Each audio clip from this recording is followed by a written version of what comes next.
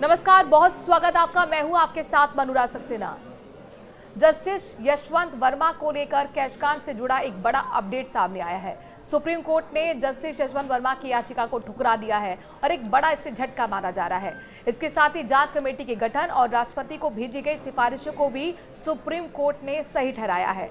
सुनवाई के दौरान सुप्रीम कोर्ट ने यह भी कहा था कि अब मामला संसद के पास है, संसद स्वतंत्र रूप से अपना काम करेगी और वो सम्मानित और जानकार न्यायविदों की नई कमेटी बनाएगी, वो नए सिरे से तथ्यों को देखेगी। तो आखिरकार आज सुप्रीम कोर्ट ने क्या कुछ डायरेक्शंस इस मामले में दिए हैं, किस तरीके से यशवंत वर्मा के लिए अब आगे की राह मुश्किल होने वाली है, बताएंगे इस वीडियो में। रहिए मेरे साथ। नमस्कार, मैं हूं आपके साथ मनुरा सक्सेना। इलाहाबाद हाईकोर्ट के जस्टिस यशवंत वर्मा की याचिका सुप्रीम कोर्ट ने खारिज कर दी है। जस्टिस वर्मा ने अपने घर पर कैश मिलने के मामले में जांच के लिए इन हाउस कमेटी के गठन को चुनौती दी थी। साथ ही उन्हें पद से हटाने की चीफ जस्टिस ऑफ इंडिया की सिफारिश का भी विरोध किया था, लेकिन सुप्रीम कोर्ट दोनों ही बातों को कानूनी रूप से सही कहता हुआ नजर आया है। जस्टिस दीपांकर दत्ता और जस्टिस अगस्टिन जॉर्ज मसीह के बेंच ने यह भी कहा कि याचिकाकर्ता का आचरण भरोसा जगाने वाला नहीं है।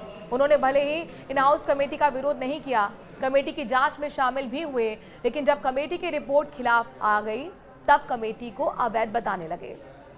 कोर्ट ने जस्टिस यशवंत वर्मा के लिए पेश सीनियर एडवोकेट कपिल सिब्बल और मुकुल रोहतगी की दलीलों के आधार पर 6 सवाल तय किए और उनका फैसले में उत्तर दिया है। याचिका सुनवाई के योग्य नहीं है, ये साफ तौर पर कह दिया गया। इन हाउस कमेटी का गठन कानूनी रूप से वैध है। याचिकाकर्ताओं के किसी मौलिक अधिकार का हनन नहीं हुआ है। जले हुए कैश का वीडियो अपलोड करना सही नहीं था, लेकिन याचिकाकर्ता के इसका पहले विरोध नहीं किया गया। उसने कमेटी की कार्रवाई में हिस्सा लिया। चीफ जस्टिस का राष्ट्रपति और प्रधानमंत्री को रिपोर्ट और सिफारिश भेजना सही था। ऐसा करने से पहले याचिकाकर्ता को सुनवाई का मौका देना जरूरी नहीं था। याचिकाकर्ता जो भी कानूनी प्रश्न उठाना चाहता है उसे भविष्य में किसी उपयुक्त कार्रवाई के जरिए उठा सकता है। तो ये तमाम बातें आज सुप्रीम कोर्ट की तरफ से कही गई हैं। ध्यान रहे कि सुनवाई के दौरान जजों ने यह भी कहा था कि अब मामला संसद के पास है, संसद स्वतंत्र रूप से अपना काम करेगी, वो सम्मानित और जानकार न्यायविदों की नई कमेटी बनाएगी, वो नए सिरे से तथ्यों को देखेगी। मामला क्या है ये आपको समझना जरूरी होगा और इसके लिए आपको मार्च का रुख करना होगा। यानी कि 14 मार्च 2025 को जस्टिस यशवंत वर्मा के दिल्ली के घर पर आग लग गई थी।